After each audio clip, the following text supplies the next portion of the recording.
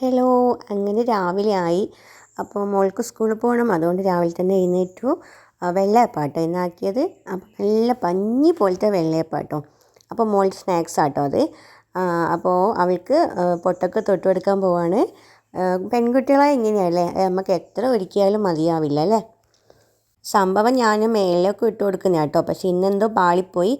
ഒരു സൈഡിൽ ചെറിയൊരു വാല് കുറഞ്ഞു പോയി. വാലിട്ട് എഴുതണം എന്ന് അവൾക്ക് കൺമശൊക്കെ ഇട്ടിട്ടാണ് ഇട്ട് കൊടുക്കാറ്, പക്ഷേ ഇന്ന് കുറച്ച് ലേറ്റായിപ്പോയി. അപ്പോൾ ഫുഡൊക്കെ കഴിച്ചിരിക്കുന്ന കേട്ടോ മോള്. ബ്രേക്ക്ഫാസ്റ്റൊക്കെ ഇത് നമ്മുടെ ടിഫിനാണ്.